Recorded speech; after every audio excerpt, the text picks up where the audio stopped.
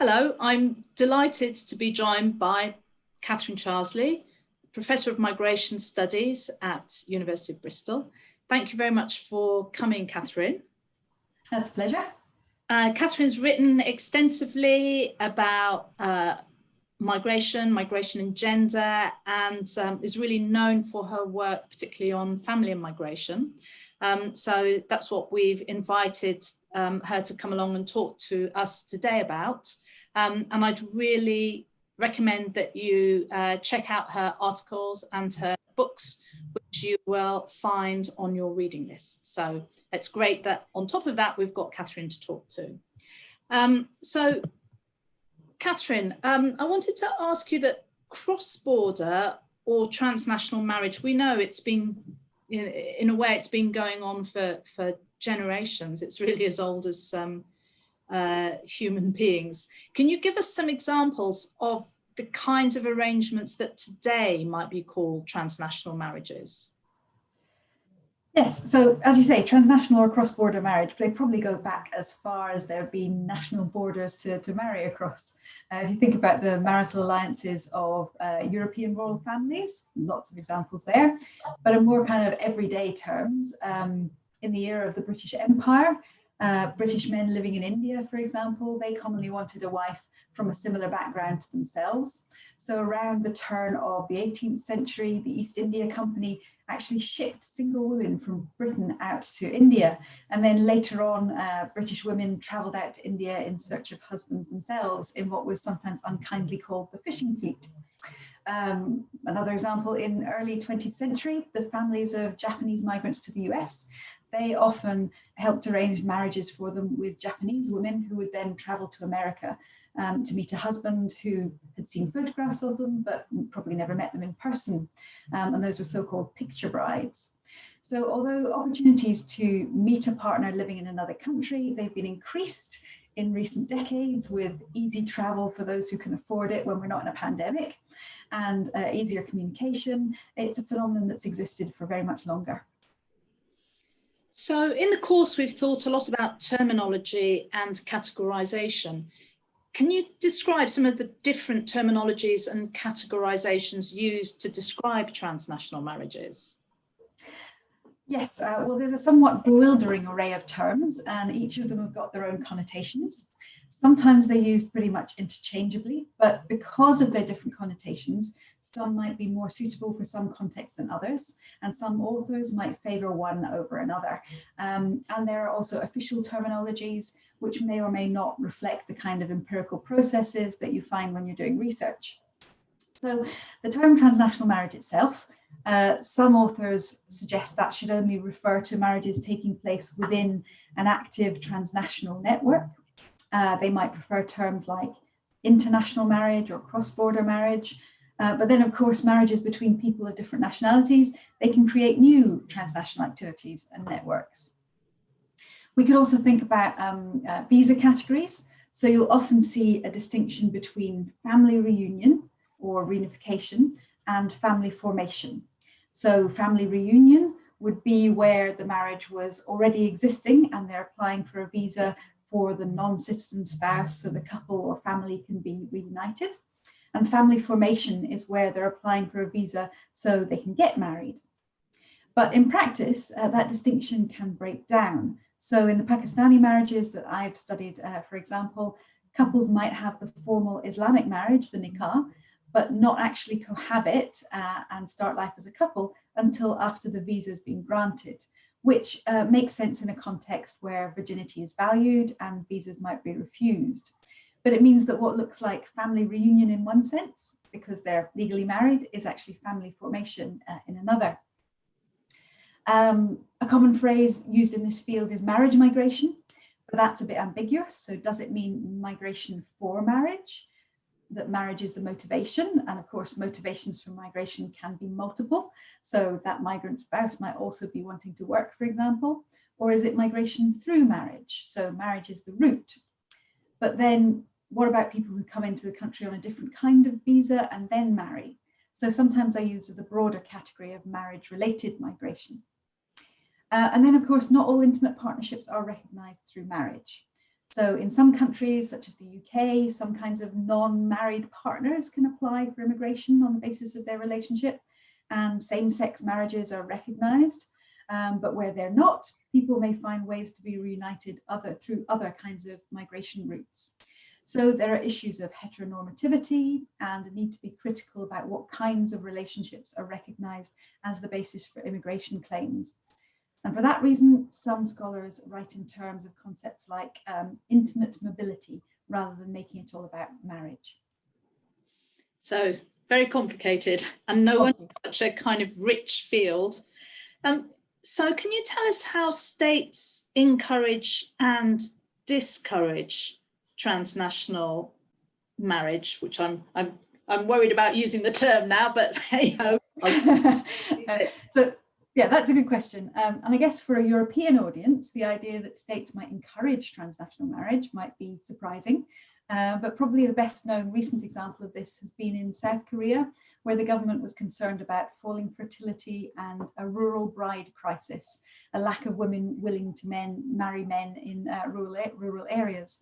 So they encouraged marriages between those rural men and women from other countries. And at first, that's particularly members of the ethnic Korean population in China, who were thought of as ethnically similar, but also might be interested in marriage migration, at least partly because of expectations of a higher standard of living in South Korea. But in contemporary Europe, we are more used to states tightening restrictions on transnational marriages. So requiring the sponsoring European spouse applying to bring in their overseas partner, requiring them to demonstrate a level of income, for example. And in the UK, that's currently set at a level that's higher than about 40% of the population. The overseas spouse often has to pass language tests or citizenship kind of tests, integration kind of tests. And couples usually need to submit evidence that their relationship is genuine and stay together for several years before the migrant spouse gets the right to stay in the country independently. And a common feature of those kind of restrictions is that they often appear to be targeted at a particular section of the population. So certain ethnic groups may be under suspicion of practicing forced marriage or marriages of convenience. And of course, income requirements impact particularly on lower income groups, including women and some ethnic minorities. So in marriage migration, just like in other parts of so-called managed migration systems, states commonly try to differentiate between types of migrants who are seen as more or less desirable according to their definitions of national interests. But of course, that can be seen as in tension with some fairly basic human rights around respect for family life and the right to create a family. Yeah, it's interesting. I find this idea of genuine marriage really interesting. Like what constitutes a genuine marriage, I think is kind of quite fascinating.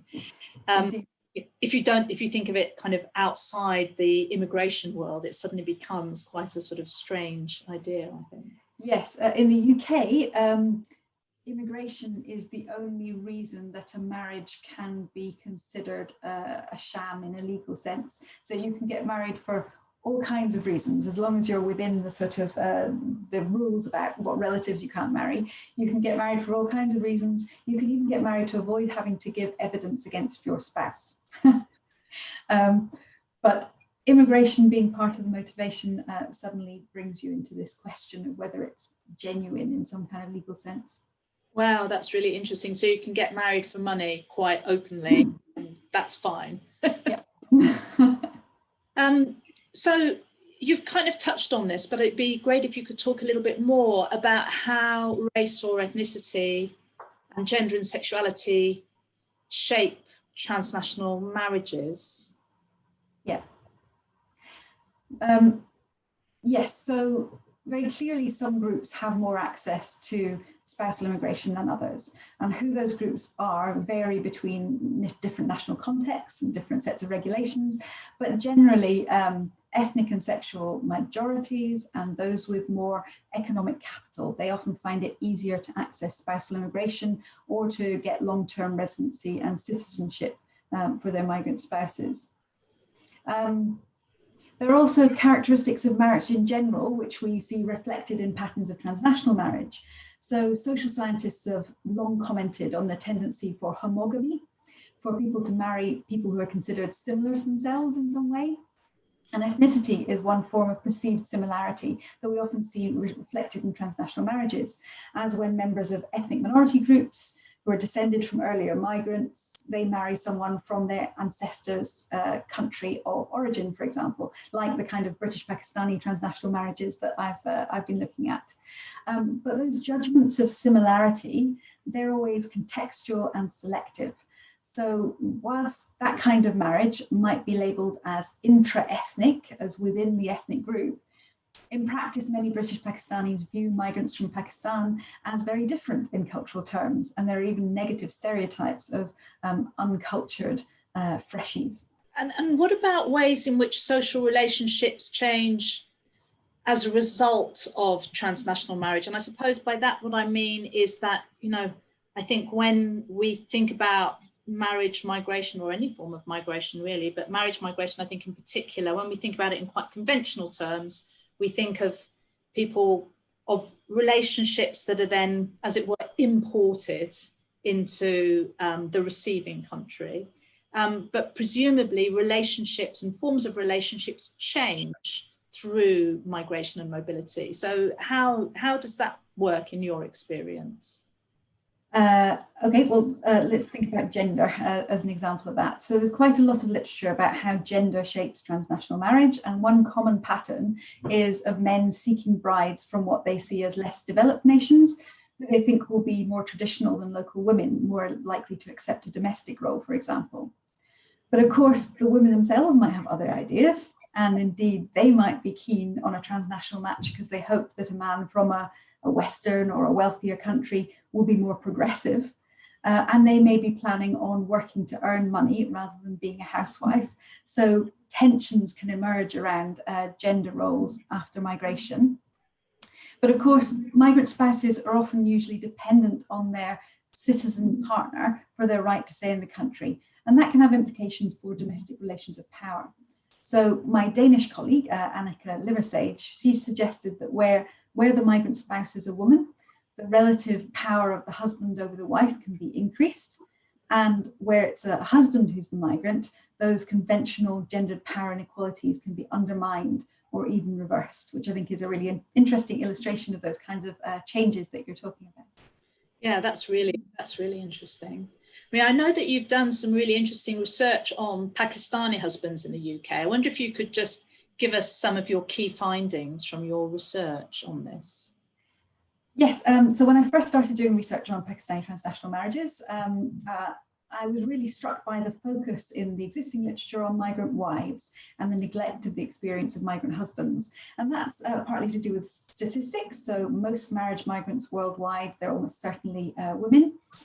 And in marriages between British Pakistanis and partners from Pakistan, it's more commonly the woman who moves to join their husband than vice versa. But a substantial proportion of Pakistani migrant spouses in the UK are men. So I set out to explore that a bit and to think about how their situations might differ from those of migrant wives. And the first thing to say is that husbands migrating to join their wives, it's very much against the conventional Pakistani norm.